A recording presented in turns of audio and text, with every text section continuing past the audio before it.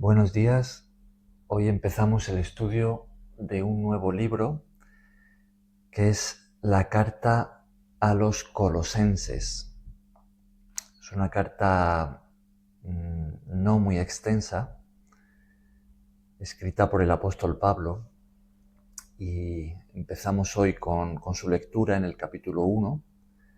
Vamos a leer desde el primer versículo hasta el 14, aunque principalmente nos vamos a centrar en los primeros versículos a modo de introducción. Hoy tenemos una clase introductoria y vamos a tratar de explicar en qué consiste esta carta, ¿no? ¿Quién la escribió? ¿A quiénes las escribió? ¿Por qué fue escrita? ¿Qué temas trata, ¿no? Vamos a hablar hoy de todo eso y ver también de qué manera podemos relacionarnos nosotros con ella. Bien, pues entonces empezamos. Como decía, vamos a leer capítulo 1, versículos 1 al 14. Hilda, Amén. adelante.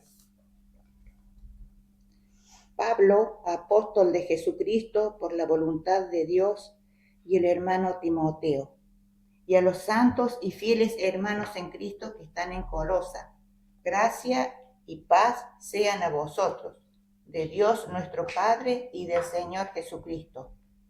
Siempre orando por vosotros, damos gracias a Dios, Padre de nuestro Señor Jesucristo, habiendo oído de vuestra fe en Cristo Jesús y del amor que tenéis a todos los santos, a causa de la esperanza que os está guardada en los cielos, de la cual ya habéis oído por la palabra verdadera del Evangelio, que ha llegado hasta vosotros, así como a todo el mundo, y lleva fruto y crece también en vosotros, desde el día que oísteis y conocisteis la gracia de Dios en verdad, como lo habéis aprendido de Epafras, nuestro consiervo amado, que es un fiel ministro de Cristo para vosotros, quien también nos ha declarado vuestro amor en el Espíritu, por lo cual también vosotros, desde el día que lo oímos, no cesamos de orar por vosotros y de pedir que seáis llenos del conocimiento de su voluntad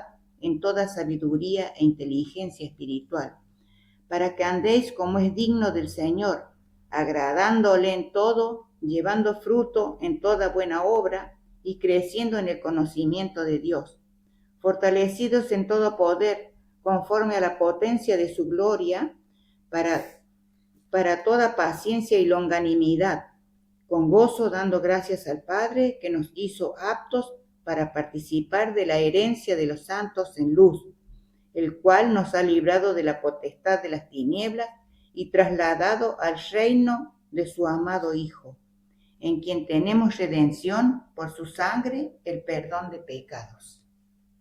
Muy bien, está ahí. Muchas gracias, Hilda. Bien, pues así comienza esta carta. Entonces vamos a adentrarnos en, como decía, vamos a tener hoy una introducción. Bien, la primera pregunta que podríamos hacernos, que en realidad ya la hemos contestado, es ¿quién escribe esta carta? ¿Quién? El apóstol Pablo, ¿no? Fijaos que esa es la primera palabra que tenemos, ¿no? Pablo, ¿no? Era normal en las cartas, en la antigüedad, en esta época, estamos en el siglo I, ¿no? Escribirlas de esta manera. Primero de todo, pues, presentándose, ¿no? El autor de la carta, pues, ponía su nombre, se presentaba, como hace aquí Pablo, ¿no? Entonces, primero, las cartas, pues, solían tener esta estructura en la que se identifica al autor y después se va a identificar a los destinatarios, ¿no? Entonces vemos que Pablo es el que escribe esta carta. ¿Y cómo se describe Pablo a sí mismo? tenemos ahí. Apóstol de Jesucristo por la voluntad de Dios. Uh-huh. ¿Y quién más está allí junto con Pablo, que escribe con, o está, por lo menos lo acompaña, aunque Pablo sea el autor? El hermano Timoteo. El hermano Timoteo, ¿no? Bien, entonces tenemos que Pablo es el autor de esta carta y juntamente con él está el hermano Timoteo, ¿no? Timoteo fue un joven que se convirtió por medio del ministerio de Pablo y lo acompañó en algunos de sus viajes misioneros. Podríamos decir que fue discipulado por él, por el apóstol Pablo, y pues se convirtió en también, si lo traemos a nuestros tiempos, pues en un misionero. Luego pues él lo estuvo pastoreando y trabajando junto con Pablo, ¿no? Y decimos que Pablo se identifica a sí mismo como apóstol. ¿Quién conoce, quién se acuerda del significado de esta palabra? ¿Qué significa la palabra apóstol? ¿Alguien lo sabe?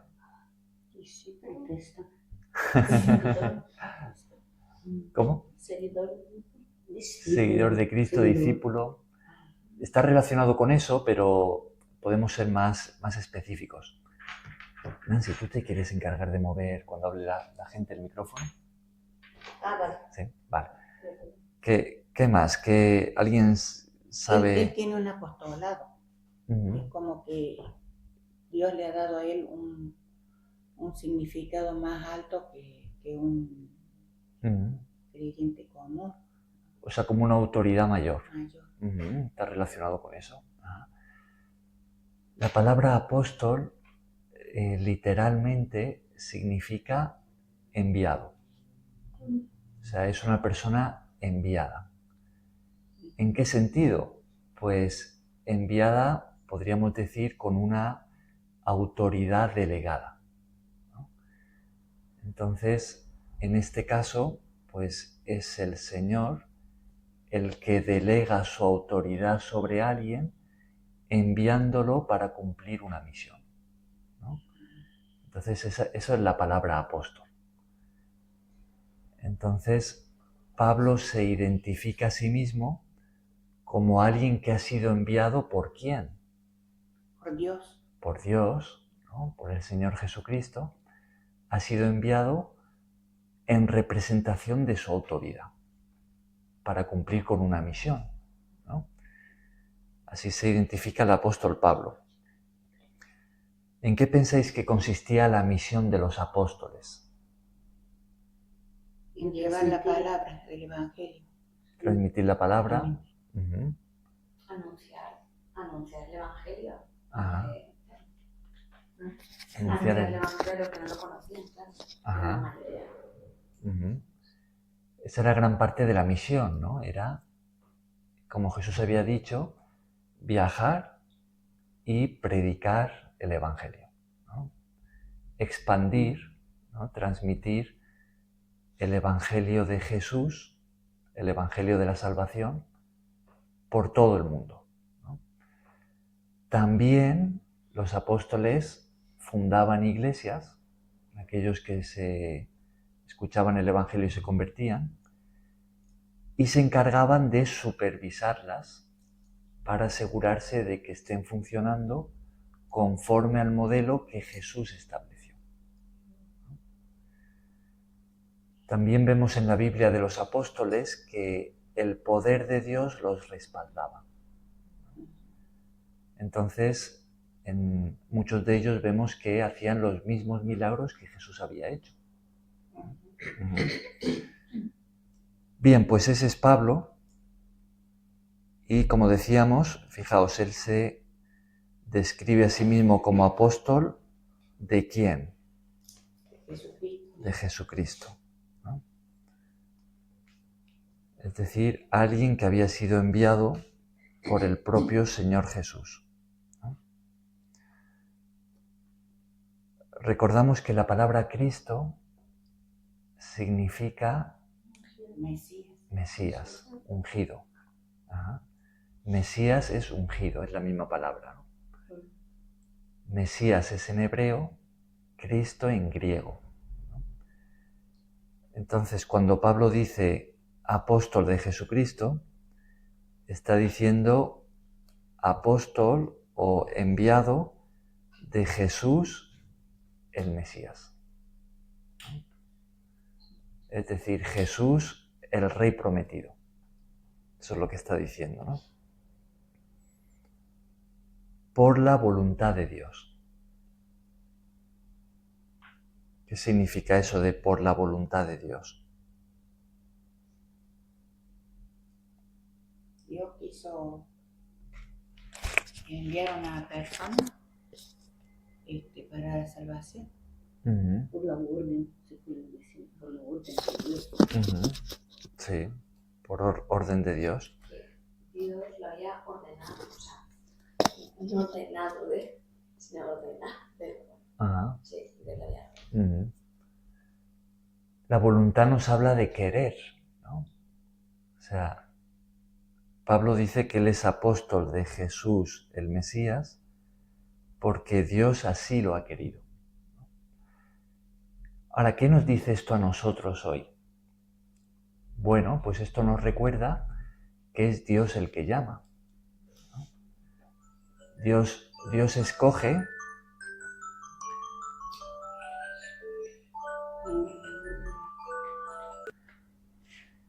Entonces, Dios escoge, ¿no? Dios llama. Dios nos llamó para que conociésemos el Evangelio y recibiéramos la salvación. Y Dios también es el que nos llama a realizar su trabajo, ¿no? Según su voluntad con cada uno de nosotros, ¿no? Dios tiene un llamado general para todos sus hijos, todos los que somos discípulos de Jesucristo. Ese llamado general es el de predicar el Evangelio por todo el mundo, ¿no? Pero Dios también tiene llamados específicos, ¿no? Según los dones que Él nos reparte a cada uno. Entonces todos entramos en la obra de Dios según los dones, según el llamado que Él nos hace, ¿no? Aquí, por ejemplo, nosotros, de forma más concreta, pues estamos sirviendo a Dios en una ONG, ¿no? Donde podemos atender a las necesidades de las personas que vienen por medio de alimentos, por medio de ropa, se dan clases, ¿no? Y también podemos predicar el Evangelio, ¿no?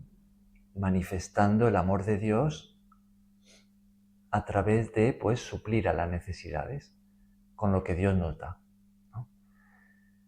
Entonces, pues si estamos aquí en la ONG y de alguna forma nos sentimos llamados por Dios, pues vemos que es algo más específico para nosotros, ¿no?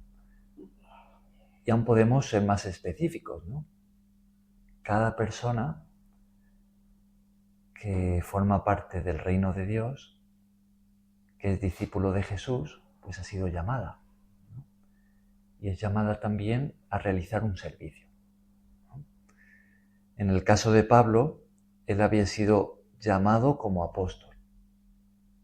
¿Por qué? Porque Dios así lo quiso, ¿no? Por la voluntad de Dios. ¿Por qué somos llamados nosotros a realizar ciertos trabajos en la obra de Dios? Porque Dios así lo quiere, ¿no? Dios es el que llama. Él es el que escoge. Bien, ¿y quiénes son los destinatarios? ¿A quiénes va dirigida esta carta? A los santos y fieles hermanos en Cristo que están en Colosas. Uh-huh. La iglesia. Versículo 2. A la iglesia de Colosas, ¿no? Ahora, Colosas, ¿qué es Colosas? Un pueblo, una ciudad. Uh-huh. Un pueblo, una ciudad. Colosas era una ciudad que se encontraba en una provincia romana llamada Asia Menor. O sea, por Turquía. Exactamente. Hoy en día es Turquía. Asia Menor se encontraba ubicada en lo que para nosotros es la parte más occidental de Turquía, ¿no? Si nos vamos a la parte más oriental de Turquía, ahí entraríamos en Galacia, ¿no? Pablo también escribe una carta a las iglesias de Galacia. ¿Os acordáis cómo se llama esa carta? Gálatas, ¿no? Gálatas. Pero en esta ocasión está escribiendo a los colosenses, ¿no? Estamos en la Turquía actual. Bien, pues vemos que allí había una iglesia, ¿no? Colosas había sido una ciudad bastante importante antes de que el apóstol Pablo escribiera esta carta, incluso antes de que él viviera, siglos atrás. Pero en el primer siglo, cuando Pablo escribe, Colosas estaba en declive como ciudad, ¿no? Habían otras 2 ciudades vecinas que estaban adquiriendo una mayor importancia y Colosas estaba decayendo, ¿no? ¿Cómo se llamaban esas ciudades? Se llamaban Laodicea y Hierápolis, ¿no? Así se llamaban esas otras 2 ciudades que junto con Colosas se encontraban ubicadas en un valle. Allí habían 2 ríos importantes, que eran el río Meandro y Lico. Entonces en ese valle se encontraban estas ciudades. Colosas había sido importante en la antigüedad porque estaba en una vía donde viajaba mucha gente, ¿no? Una vía de comercio, pero esa vía había sido sustituida por una más moderna. Algo que hicieron los romanos fue construir muchas carreteras, ¿no? Entonces Colosas ya no estaba en la vía principal y perdía su importancia, ¿no? Bien, pues ahí estaba Colosas, la ciudad más importante de Asia Menor en el primer siglo. ¿Alguien sabe quién era? ¿Cómo se llamaba? Estamos ahora con un poco de geografía, ¿no? La ciudad más importante del Asia Menor era... Constantinopla. No, Constantinopla no. Era... eso es después. Viene después. Era Éfeso. Éfeso, ¿no? Pablo también escribe una carta a los Efesios, ¿no? Sí. Ajá. De hecho, la carta que escribe Pablo a los Efesios la escribe al mismo tiempo que la de Colosas. Bien, entonces, ¿por qué hay una iglesia en Colosas? Bueno, pues cuando leemos el libro de los Hechos, en el capítulo 19, vemos que el apóstol Pablo en su tercer viaje misionero, pues él tiene como sede Éfeso, ¿no? Él viaja hasta allí, hasta esa ciudad, y allí pues va a estar unos aproximadamente 3 años, ¿no? Pablo en Éfeso. Y desde allí se va a dedicar a predicar el Evangelio y enseñar la palabra de Dios, transmitir la enseñanza de Jesús durante todo ese tiempo, y lo va a hacer de forma diaria, ¿no? En una escuela.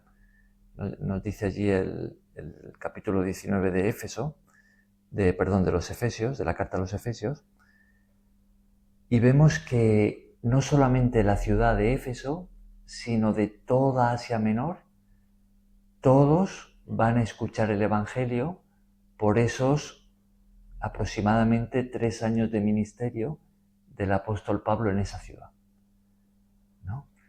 Entonces, Pablo se dedica a predicar el Evangelio, se dedica a enseñar, y de toda Asia Menor, de todas las ciudades de alrededor, acuden a Éfeso para escuchar la palabra, ¿no? Ahora, de estas personas que acuden a escuchar y que se convierten, pues muchas de ellas vuelven a sus ciudades para predicar el Evangelio allí, ¿no? entonces las personas que se convierten, pues se establece una iglesia. Muchas de estas iglesias comenzaban en casas. Eran iglesias familiares que después pues se iban ampliando y crecían, ¿no? Entonces, una de estas personas que se va a convertir en el ministerio de Pablo en Éfeso es un hombre natural de Colosas que se llamaba Epafras, ¿no? Fijaos que lo hemos mencionado en lo que hemos leído hoy, ¿no? En el en el versículo 7. ¿No? Fijaos cómo Pablo escribe diciendo, como lo habéis aprendido de Epafras, dice que es un fiel ministro de Cristo para vosotros, ¿no?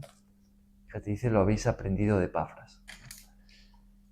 Entonces se supone que Epafras, siendo ciudadano de Colosas, él viaja hasta Éfeso, escucha la predicación del Evangelio de la boca de Pablo, se convierte, pasa un tiempo con él, es discipulado y vuelve a Colosas para predicar el Evangelio allí, ¿no?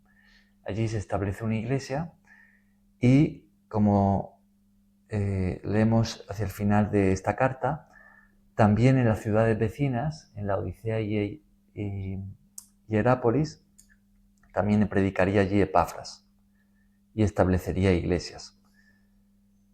Ahora, cuando Pablo escribe esta carta, Pablo se encuentra preso, ¿no? Esto lo vamos a ver a lo largo de la carta, donde Pablo menciona su prisión, ¿no? Que él se encuentra preso. Y ya es un tiempo después, unos pocos años después de que Pablo estuviera en Éfeso, Pablo, después de este viaje, viaja a Jerusalén y allí pues hay una revuelta y lo acusan los judíos y le pegan una paliza y entran los romanos y lo apresan y él pasa unos años preso en Cesarea y de allí lo envían a Roma. Y es en Roma, eso si habéis leído el libro de Hechos, pues así termina, con Pablo preso en Roma, esperando a ser juzgado por el César, ¿no? Que había en ese entonces.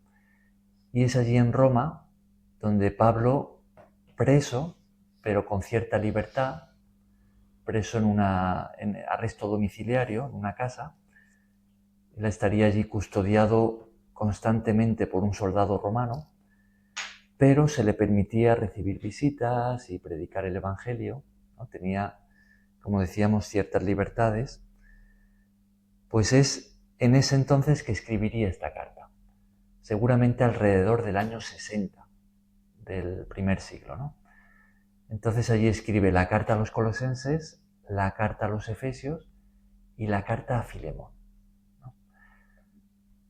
Y posiblemente también a los filipenses. Ahora, ¿por qué escribe Pablo esta carta? Bueno, pues Epafras, que se había convertido, como decíamos, durante la estancia de Pablo en Éfeso, y que había predicado el Evangelio en Colosas y en las ciudades vecinas y establecido iglesias, pues viaja desde Colosas hasta Roma, lo cual era un viaje para ese entonces pues bastante largo. Viaja del Asia Menor a lo que para nosotros es Italia, ¿no? Roma, la capital del imperio, ¿no? Busca a Pablo y llega a esa casa donde él está preso, ¿no? Y le lleva noticias de la iglesia, ¿no? De cómo está la iglesia allí en Colosas y en las ciudades vecinas, y le da noticias también a Pablo de algo que a él le va a preocupar, ¿no? ¿Cuál es esta preocupación? Bueno, esto lo vamos a ver a lo largo de la carta, pero se trata de una herejía, ¿no? ¿Qué significa la palabra herejía? ¿Alguien la conoce, esa palabra? Herejía, una cosa, hacer una muerte o herejía Es tratar algún estudio de otra manera, errónea. Ajá. Exactamente, tiene que ver con el error. El error en la enseñanza, ¿no? ¿Te ibas a decir Y algo? también puede estar en contra de la palabra, ¿no? Exactamente. O sea, De verdad. una herejía es enseñar un error como si fuera verdad. cuando hablamos de una herejía en el ámbito cristiano, pues nos referimos a enseñar algo como si fuese palabra de Dios, pero realmente no lo es. Está equivocado, ¿no? Es un error doctrinal. Eso es una herejía, ¿no? Que se enseña como si fuese verdad. Algunas herejías son muy graves porque pueden desviar a la Iglesia de las verdades centrales que Jesús nos transmitió, incluso apartarlas de la fe, ¿no? Incluso llevarlas a la condenación, ¿no? Entonces hay herejías que son realmente graves, ¿no? Entonces Epafras, que va a visitar a Pablo a Roma, pues le dice de alguna manera que la iglesia en Colosas y las iglesias vecinas están en peligro de caer en una herejía, ¿no?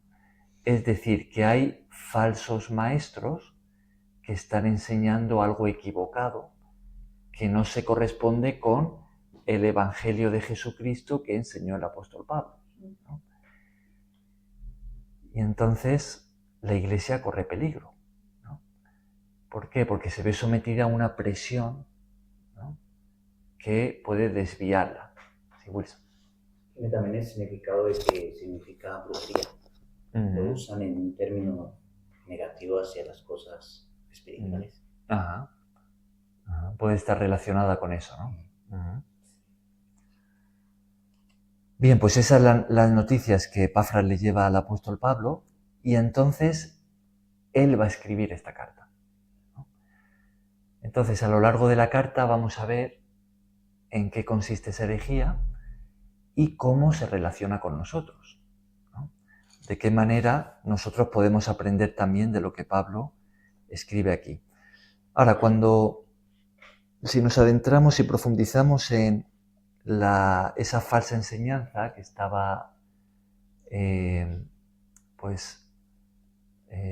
atentando con introducirse en la iglesia, ¿no?, pues vemos que va a ser una especie de mezcla, ¿no?, de combinación.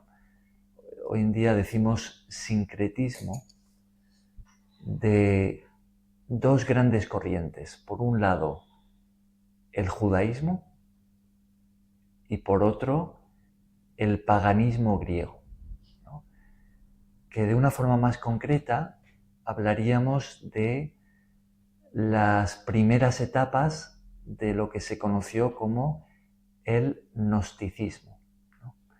Quizás una palabra que os suena un poco extraña. El gnosticismo fue una herejía que cobró mucha fuerza en los siglos II y III, ¿no?, y que muchas iglesias se vieron expuestas a esta falsa enseñanza, a este error, ¿no? Y los que se conocen como los padres de la iglesia tuvieron que combatirla, ¿no? Ahora, la palabra gnosticismo viene de una palabra griega que es gnosis, ¿no?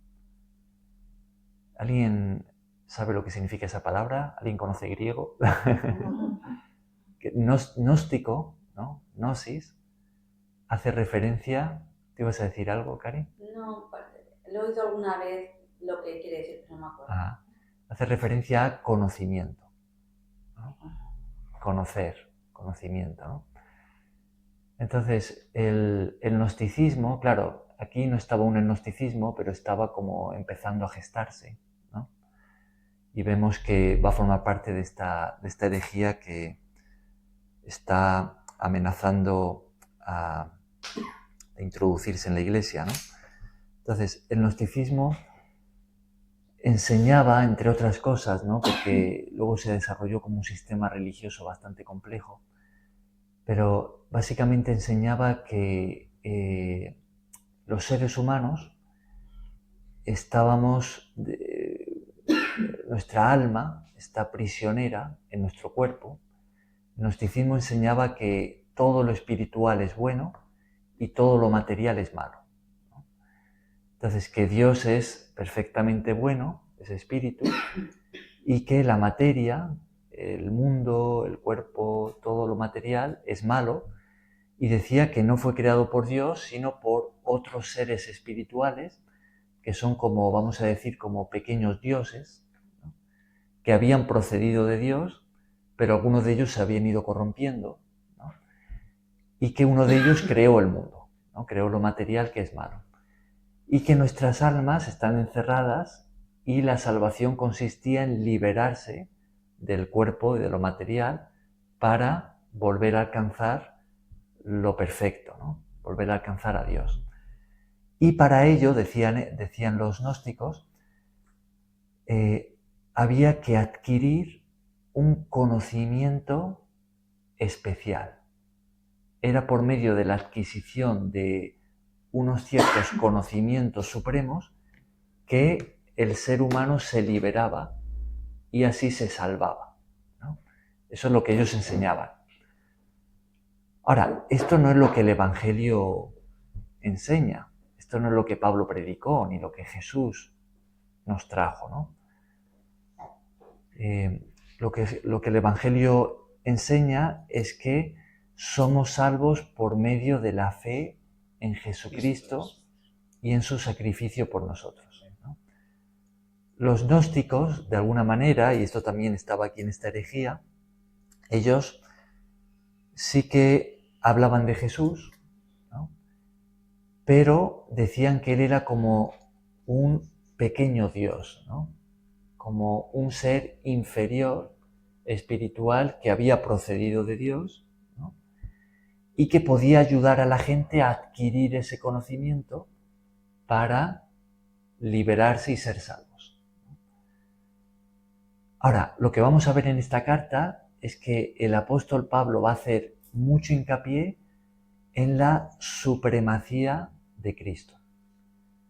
Es decir, básicamente, él va a decir que Jesucristo está por encima de todos esos seres espirituales inferiores de los que enseñaban estos maestros, ¿no? Él va a decir que Jesús es el Creador y que Él es Dios mismo entre los hombres, ¿no? O sea, que Él no es un Dios de categoría inferior, sino que en Jesús vemos a Dios mismo apareciendo aquí en este mundo en forma humana. Por eso tenemos algunos versículos, ¿no? Si os fijáis, por ejemplo, en el capítulo 1, en el versículo 15, ¿qué es lo que tenemos allí? Él es la imagen del Dios invisible, el primogénito de toda creación. Uh-huh. ¿Qué versículo es? Versículo 15 del capítulo 1. A partir de ese versículo, Pablo va a escribir sobre la identidad de Jesús. ¿Quién es Jesús? ¿No? Y como decíamos, él se va a centrar en la supremacía de Jesús. ¿Qué significa la palabra supremacía? Es la verdad. Ajá. Estar por fuera de todos. Ajá. Y de todo. Cuando hablamos de supremo, ¿no? Lo que estamos haciendo es elevar algo o a alguien al máximo, ¿no? Eso es supremo, ¿no? Entonces, la supremacía de Cristo significa que Cristo está por encima de todo y de todos, ¿no? Eso es lo que significa. Entonces, fijaos lo que dice Pablo en ese versículo que hemos leído. Dice que Jesús es la imagen del Dios invisible. Es decir, que ver a Jesús es ver a ¿quién? A Dios. A Dios. Dios es invisible a nuestros ojos, pero podemos verlo en Cristo. Eso es lo que yo no me acabo en la mente esto. Y que entonces el Dios tiene la cabeza, las manos, los pies, el cuerpo, como nosotros. O sea, Dios se ha manifestado como un hombre, ¿no? Pero Dios es espíritu. O sea, Dios no tiene esa forma humana, pero se ha manifestado así para que le veamos, para que le conozcamos. Pero Él es espíritu, claro. Yo pienso cuando dicen invisible que es espiritual. Claro, es invisible para nuestros ojos físicos, ¿no? Pero Claro. también dicen que nosotros estamos creados por la imagen y semejanza de Dios. Sí. Entonces, la semejanza y la imagen no somos espíritus. Claro, yo creo que cuando habla de eso no se refiere a físicamente, ¿no? Sino más bien, pues eso, a nuestro espíritu, también nosotros pues tenemos la capacidad de escoger, tenemos una libertad de tomar decisiones, tenemos la capacidad de amar, la capacidad de relacionarnos, todas estas cosas que son propias de Dios, ¿no? Y Dios nos ha hecho así a su imagen, ¿no? Pero no tanto físicamente, sino espiritualmente, ¿no?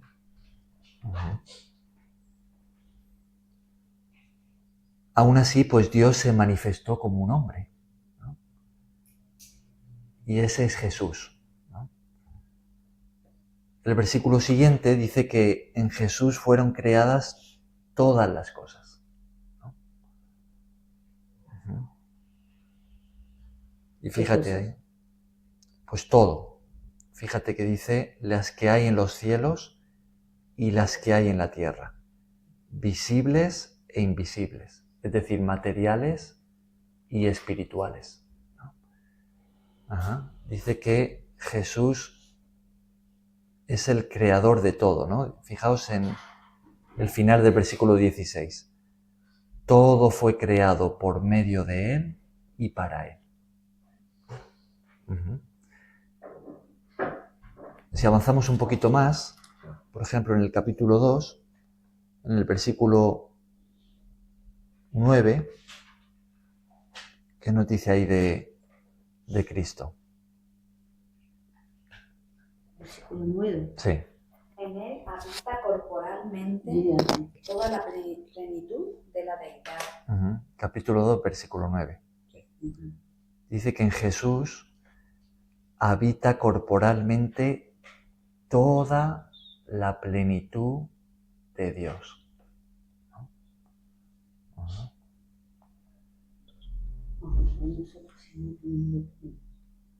Entonces, en relación a esto que enseñaban los falsos maestros, a esta herejía de que Jesús sería como un Dios inferior, ¿no? Que podía ayudarnos a adquirir ese conocimiento especial para que podamos ser salvos, ser liberados, ¿no? El apóstol Pablo dice que no. Dice que en Jesús vemos o tenemos toda la plenitud de Dios. Es decir, que Él es la manifestación exacta y plena de Dios entre los hombres. Y que no somos salvos por medio de la adquisición de ciertos conocimientos especiales, sino por medio de la fe en Jesús y en lo que Él hizo por nosotros al dar su vida en esa cruz, pagando por todos nuestros pecados, ¿no? Entonces, de esta manera, Él va a combatir esa herejía. Ahora, esto si lo pensamos tiene mucho que ver con nuestros días, con nosotros. Hoy en día también hay herejías así, ¿no? Por ejemplo, los testigos de Jehová, ellos enseñan algo parecido acerca de Jesús. Ellos dicen que Jesús es un Dios inferior, con minúscula, ¿no? Y que Él, pues, sí tiene su importancia, ¿no? Pero no es Dios mismo manifestándose como hombre, ¿no? Entonces vemos que es algo muy actual, ¿no? Ahora, también lo tenemos en otros tipos de corrientes hoy en día. Por ejemplo, podemos hablar de la nueva era. ¿Alguien sabe qué es la nueva era? ¿Habéis escuchado? Sí, cuántica. O sea, nuestra. Sí, no, pero ¿En qué no. época vivimos nosotros? Sí, no en ese se sentido. llama Nueva Era. Es una corriente religiosa Que se llama que se Nueva llama así. Era. bastante potente. No la era de la ciencia o sino una corriente religiosa. Ajá. ¿Y cuál es? ¿Tú podrías explicar un poquito, Cari? ¿Sabes de qué? No mucho. No mucho. Mejor lo expliques tú. Ajá. ¿Y quiénes dicen que hay esa nueva? Pues ¿Quién es esa Es que se llama así el movimiento, la nueva era. Es como decir una nueva Como iglesia, una sí. Una iglesia nueva corriente. entre las 3.648 iglesias que hay. Ajá. Todas supuestamente dicen hablar de Cristo, pero no todas hablan la verdad conforme a la palabra, sino conforme a ellos les conviene. ¿Por qué? Porque es que la palabra de Dios ahorita la han cogido en ciertas partes, no para hablar la verdad, sino para trocar a la gente y prácticamente manipular. Para manipular. Ese es el problema con las iglesias. Mm. No todas hablan la verdad, Mm. como la está hablando por medio de la palabra. Otras cogen esta palabra y no te van a decir el significado, porque cuando tú coges la Biblia, resulta que en todos los versículos que hay escritos aquí, tú puedes hablar todo el día de un solo versículo. Te dan miles y miles y miles y miles de respuestas y tú no la encuentras, tú dices, increíble, primero que todo. Pero ¿cómo se puede entender? Pidiéndole primero a Dios que le dé una sabiduría, ¿no? Creo. Claro. Pero es infinito. Cada versículo de la Biblia para mí es infinito porque yo me he puesto a estudiar solamente uno y todo el día he reventado y he anotado y encuentro cientos de respuestas. Digo, pero ¿cuál será, Señor, la verdadera Padre? Ayúdame. Entonces ahí es donde está. Claro. Algo muy importante también, como tú dices, orar, ¿no? Sí. Pero otra cosa muy importante para entender bien la palabra es el contexto, ¿no? Claro que sí. Tanto el contexto interno, ¿no? Cada versículo está dentro de un contexto, dentro de un capítulo, dentro de un libro y dentro de toda la Biblia, ¿no? Sí. Y también el contexto externo, ¿no? O sea, el contexto externo es lo que estamos haciendo hoy. Hoy, a modo de introducción, para entender mejor toda la carta de Colosenses, que vamos a estudiar en los próximos días y semanas, pues es bueno que veamos qué era lo que estaba pasando en esa época, ¿no? Es como quizá un poco como una clase de historia, ¿no? Espero que no sea muy aburrido, pero hoy, a modo de introducción, estamos tratando de ver qué era lo que estaba pasando en ese momento para ayudarnos a entender la carta, ¿no? Quién escribe la carta, a quién se la escribe y por qué la escribe, ¿no? Todo eso es importante, ¿no? Bien, entonces decíamos que gran parte del motivo de escribir esta carta es por esa herejía, ¿no? Que decimos que podemos nosotros relacionarnos mucho con ella. Hemos hablado, por ejemplo, de la secta de los Testigos de Jehová, que dicen algo parecido acerca de Jesús. También estábamos mencionando la Nueva Era, ¿no? La Nueva Era es un movimiento religioso que tiene mucho que ver con el hinduismo, ¿no? Y es una mezcla, ¿no? De creencias religiosas, entre ellas pues el cristianismo, ¿no? Y hace algo así muy parecido a lo que estábamos diciendo, que hablan de Jesús, ¿no? Dicen que sí, que Jesús era un iluminado, ¿no? Un maestro iluminado, pero no lo presentan como el único camino, como la única verdad, sino que más bien dicen que hay muchas verdades, muchos caminos hacia Dios, que muchas veces también vemos en la nueva era algo así como del panteísmo, ¿no? Que dice algo así como que todos y todo forma parte de Dios, ¿no? Como que todos somos Dios, ¿no? Y habla pues de que tenemos que liberarnos y alcanzar esa divinidad que todos tenemos, y es toda una distorsión de la enseñanza que Jesús nos trajo, ¿no? Del Evangelio. Entonces tenemos lo mismo, que nos presentan a Jesús como pues una de muchas verdades, ¿no? Uno de muchos caminos. Yo tengo un par de amigos que son bastante... Bueno, pero como es característica de esto, esta gente ni siquiera se toman a esto como la única, ni siquiera, que a su vez, si lo tomaran, la doctrina es de que un poco de todo, pero es que en ese poco de todo, bueno, normal, son por lo menos fieles a eso. Cogen un poco de ello también, pero creen mucho en ello. Ellos hacen lo que hacen muchas sectas y muchas personas que no son sinceras en su estudio de la palabra, y es que cogen unas tijeras y van recortando la Biblia, ¿no? No literalmente, pero algo así es lo que hacen, ¿no? Es decir, escogen de la Biblia, se quedan con lo que les gusta, lo que no les gusta, pues las tijeras, ¿no? Y lo quitan, ¿no? Entonces, pues es muy propio de movimientos así que, por ejemplo, todo lo que tiene que ver con el pecado, con la condenación, con el juicio de Dios, con el infierno, con la necesidad de arrepentirse, todo eso sacan las tijeras y lo quitan, ¿no?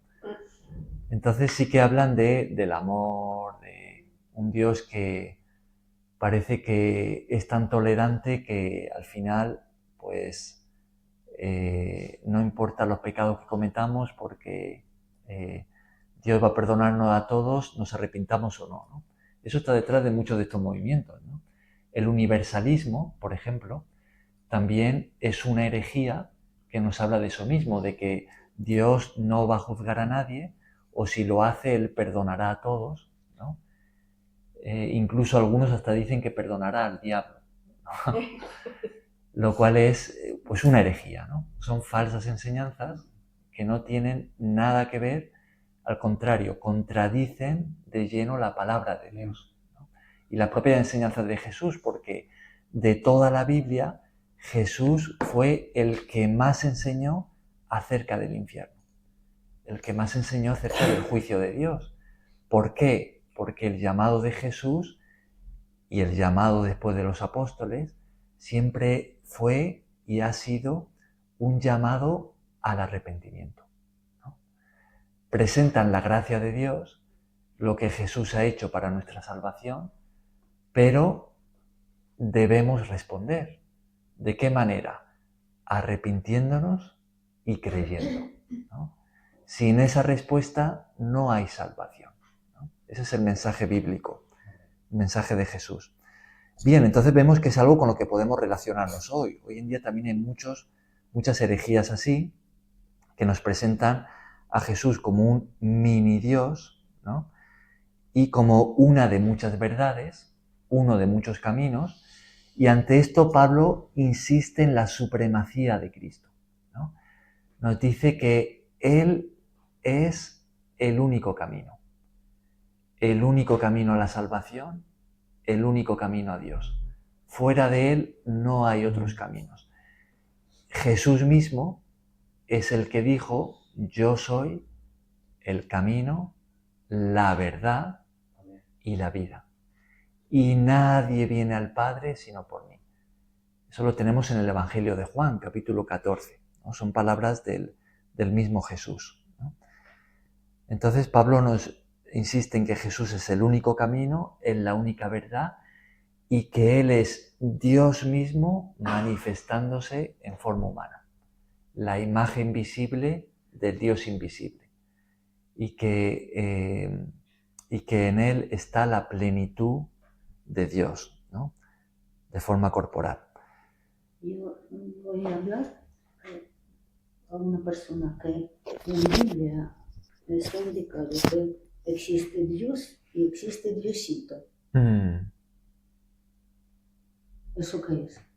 Eso, por ejemplo, lo que hacen los testigos de Jehová, que en algunas partes de la Biblia donde Jesús aparece como Dios, porque la Biblia llama a Jesús Dios, ¿no? Pues en la traducción del Nuevo Mundo, la traducción de los testigos de Jehová, ellos en la palabra Dios han cambiado la D mayúscula por una D minúscula y han añadido el artículo un. Entonces dicen un Dios en minúscula, hablando de Jesús. Pero así no es como aparece en el griego. En el griego aparece como con la palabra Dios y sin ese artículo 1, ¿no? Claro. Entonces ese sería ese Diosito, ¿no? Diosito, sí. Que no se corresponde con lo que tenemos en la Biblia, ¿no? Es que la persona no era nacionalidad española y yo pienso que hizo la traducción así, Dios y Diosito. Bueno, esa es otra, que hay personas que se refieren a Dios como Diosito, como de una forma tierna, ¿no? Cariñosa. Una expresión que a mí no me gusta, la verdad, pero entiendo que hay personas que lo hacen de buen corazón, ¿no? Ajá. Y también hay personas que dicen Abba Padre, Dios, pero también dicen Papito Dios. Papito Dios, sí, también, ¿no? Como una forma tierna de referirse a Dios, pero... Pero está bien de decirla, ¿no? ¿O no? Hombre, la palabra Diosito o Papito es como, a mi modo de verlo, ¿no? Es como empequeñecer a Dios, ¿no? Sí. Lo cual creo que no es... Perdón, es como llamar algo mínimo. Sí. O sea, Claro. Diosito está diciendo que significa menos. Claro, La palabra correcta es Dios. claro. A mí me parece un poco demasiado familiar. Claro. Para mí no es correcto, ¿no? Pero entiendo que hay personas que lo dicen de buen corazón, ¿no? De una forma cariñosa y no... Papá, papito. Claro. Ajá. Papá sí, o sea, yo no tengo problema en que a Dios se le llame papá, ¿no? Porque la Biblia nos enseña que en Cristo Él nos recibe como hijos, ¿no? Papito ya es como empequeñecerlo mucho, ¿no? Es como hacer de Él alguien muy pequeño, ¿no? Bien, pues vemos que en esto consiste esta carta. Algo que abunda en la carta es la palabra conocimiento, ¿no? Decimos que esta herejía enseñaba que era por la adquisición de ciertos conocimientos especiales, misteriosos, ¿no? Que uno pues podía alcanzar esa divinidad, ¿no? Y esa salvación. Y entonces Pablo va a utilizar mucho esa misma palabra, la palabra conocimiento, para decirnos que en Cristo se encuentra todo el conocimiento que necesitamos, ¿no? Referente a la salvación, referente a Dios, ¿no? Y que es por medio de la fe en Cristo y en su sacrificio en la cruz, arrepintiéndonos de corazón de nuestro pecado, que somos salvos, ¿no? Curiosamente, este tipo de herejía llevó al libertinaje, ¿no? Condujo a una vida de depravación, de corrupción moral, de inmoralidad sexual, de todo tipo de vicios, ¿no? Porque de alguna forma decían, bueno, nuestra alma se puede liberar por medio de ese conocimiento intelectual especial, misterioso, que adquirimos, y lo que haga nuestro cuerpo, pues no importa, ¿no? Entonces les llevó a una vida de pecado, ¿no? Entonces el Evangelio dice que no, que debemos arrepentirnos, que hay un día de juicio, pero que Jesús pagó por nuestros pecados. Entonces que tenemos que arrepentirnos y creer, ¿no? Que Él es la manifestación plena de Dios entre los hombres y que Él, por medio de su muerte expiatoria en la cruz y de su resurrección, ha pagado para que seamos salvos si nos arrepentimos de todo corazón y creemos, ¿no? Ese es el mensaje del Evangelio. Y en eso es en lo que va a insistir aquí el apóstol Pablo. Ya para terminar, decíamos que esta herejía también se combinaba con el judaísmo. Entonces también estos falsos maestros decían que había que guardar pues muchos de los ritos judaicos, ¿no? De la ley de Moisés, como las dietas alimentarias que están allí en la ley, guardar ciertas festividades, el día de reposo, como sábado, etcétera, ¿no? Que había que circuncidarse. Entonces era una mezcla, ¿no? Era una combinación de paganismo griego con judaísmo, ¿no? En el Imperio Romano, como sucede hoy en día, gracias a todas esas carreteras que construyeron los romanos y lo que sucedió, y también a su política de tolerancia, ¿no? Pues ellos permitían que cada uno tuviese su propia creencia. Y la gente viajaba por todo el imperio y entonces se mezclaban unas con otras, entonces todos estaban expuestos a todo tipo de creencias, ¿no? Y de religiones diferentes. Entonces se creaban, pues, muchas veces estos sincretismos, estas combinaciones, estas mezclas, ¿no? Y se formaban herejías como esta, ¿no? Entonces, pues sí, tenía parte de estas creencias paganas, parte del judaísmo, ¿no? Todo mezclado. Hoy en día también tenemos cosas así. No sé si habéis escuchado, por ejemplo, hablar del ecumenismo, ¿no? ¿Habéis oído hablar? ¿Sabéis de qué trata el ecumenismo? ¿No? Pues el ecumenismo es algo así como decir, vamos a meter todas las religiones en un bote, agitarlas, agitar el bote bien y a ver qué sale. El ecumenismo va hacia esto, va hacia algo así como, bueno, todos somos hermanos, da igual lo que creamos, da igual la religión que tengamos, todos podemos convivir como hermanos y todo está bien. Tenemos que respetarnos unos a otros y cada uno pues que tenga la religión que quiera y en el fondo pues todos creemos en el mismo Dios, ¿no? Me parece que ese, ¿cómo se llama ese misionero? El misionero que estaba aquí.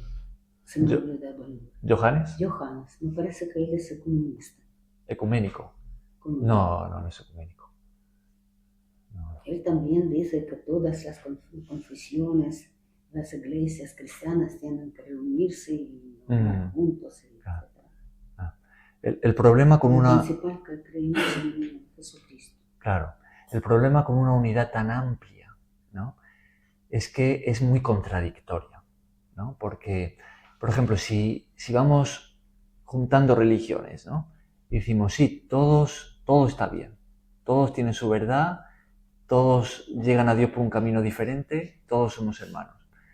Eso es un gran problema teológico, porque fijaos en las contradicciones que se producen. Vamos a pensar, vamos a coger el Islam y el cristianismo, ¿no? La Biblia nos enseña que Jesús es el Hijo de Dios, ¿no? Jesús mismo habló de sí mismo de esa manera. Cuando Jesús se bautiza, Dios Padre habla y dice, este es mi Hijo amado, ¿no? Ahora, cuando leemos el Corán, una de las primeras cosas que tenemos allí es que, escrito, Dios no tiene hijo. Ahí tenemos una gran contradicción. O la Biblia es verdad y el Corán falso, o el Corán es verdad y la Biblia falsa. Pero no puede ser que Jesús sea hijo de Dios y no sea hijo de Dios al mismo tiempo. ¿Veis la contradicción, no? Por otro lado, también el Corán enseña que Jesús no murió en la cruz. Otra gran contradicción, porque nuestra fe se basa precisamente en la muerte de Jesús en la cruz y su resurrección para nuestra salvación. Si quitamos eso, quitamos la base de nuestra fe. Ajá. Sí, pero los ecuménicos, ellos hablan de las iglesias cristianas, no todas las religiones. Claro, depende de qué amplio, ¿no? Abramos esta palabra, ¿no? Ahora, si por ejemplo cogemos el judaísmo y el cristianismo, ¿no? Los judíos enseñan que Jesús no es el Mesías. De hecho, dicen que fue un impostor. Ahora, el Evangelio, continuamente vemos la referencia a Jesús como Mesías. De nuevo tenemos una contradicción. O el cristianismo, la Biblia es verdad y el judaísmo es falso, el judaísmo actual, o el judaísmo es verdad y la Biblia falsa. Pero no pueden ser las dos cosas al mismo tiempo. Cristian, eso se basa en lo que está escrito en la Biblia desde el principio, viene en esa guerra. Cuando la Iglesia Católica en los años 1300, 1600, algo así, se dio cuenta que en realidad había un poder, o sea, había una religión que estaba hablando la verdad, que fue la que nació. El Evangelio, ¿cómo se dice el Evangelio? Porque ellos, cuando estaba el catolicismo, se hacían milagros a escondidas, pero nunca los decían lo que hacían. Simplemente la Iglesia Católica se dio cuenta que había gente que tenía más autoridad que ellos y quisieron hacer un pacto, un convenio, para tapar la verdad que Dios está haciendo inclusive en este momento, a la que ellos practican desde tiempos atrás. atrás, que es supuestamente el catolicismo. Mm, Y encontramos en cierta parte donde habla del catolicismo, la Iglesia Católica es una de las más corruptas que hay en el mundo. mm, Es la más corrupta, hacían los peores sacrificios, sacrificaban. O sea, es increíble lo que habla la Biblia de la Iglesia Católica, que se llama la Gran Ramera. Pero desde el principio quisieron ellos tapar las cosas y siempre han querido tapar, como está diciendo Cristian, como las religiones que están saliendo ahorita, tapar la verdad con supuestas religiones creadas de esta nueva era, que no son verdad. Vale. Si pensamos en más religiones no cristianas, por ejemplo el hinduismo dice que existen millones de dioses. Sí. Entonces, de nuevo tenemos una contradicción directa con la Biblia, que dice que hay un solo Dios. Si pensamos, por ejemplo, en el budismo, gran parte del budismo es ateo. Entonces, de nuevo tenemos una gran contradicción. Entonces, ese ecumenismo no es posible. Ahora, si pensamos solo en las confesiones cristianas, también encontramos problemas, ¿no? Hemos hablado hace un momento de los testigos de Jehová, ¿no? Podemos hablar de los mormones, podemos hablar de otras denominaciones cristianas, se acaban de mencionar a los católicos, ¿no? La doctrina católica, que vemos que en su doctrina hay grandes contradicciones con la palabra de Dios, ¿no? Entonces, ¿cuál debe ser la base de nuestra unidad? La base de nuestra unidad, ¿cuál debe ser? Jesucristo, ¿no? Ajá. Es Jesucristo y su palabra la que tiene que ser la base de nuestra unidad. Más allá de eso, ¿no? Lo que tenemos es contradicciones teológicas y falsedades, ¿no? Bien, entonces vemos que esto es algo muy actual, que esa herejía proponía una combinación de creencias, un sincretismo, ¿no? Aquí todo vale, ¿no? Pero Pablo escribe y dice, inspirado por el Espíritu Santo, que no, que solo hay una verdad revelada que es Jesucristo. Solo hay un camino de salvación que es Él, Jesús. Y que Él es la manifestación plena de Dios aquí como hombre, ¿no? Bien, y en propuesta a todas esas reglas estrictas y judías y guardar todos esos ritos, Pablo dice que la verdadera santidad no se encuentra en que nos esforcemos mucho por guardar ciertos ritos o en que castiguemos nuestro cuerpo, porque eso también lo vamos a ver aquí, que formaba parte de esa herejía, eso se le llama el ascetismo, ¿no? De tratar con mucha aspereza y dureza el propio cuerpo, ¿no? Y Pablo dice que no, que la verdadera santidad se va a encontrar en el poder transformador de Cristo viviendo en nosotros. Cristo en nosotros es lo que nos transforma para vivir una vida que agrade a Dios, ¿no? Bien, pues con esto terminamos la introducción al libro de Colosenses. Hoy hemos tenido un repaso histórico, ¿no? Para entender mejor el contexto y en la medida en la que vamos estudiando esta carta, pues que entendamos qué era lo que estaba pasando, ¿no? Por qué Pablo escribe todo esto y de qué manera pues vemos cómo se puede aplicar también a nosotros hoy.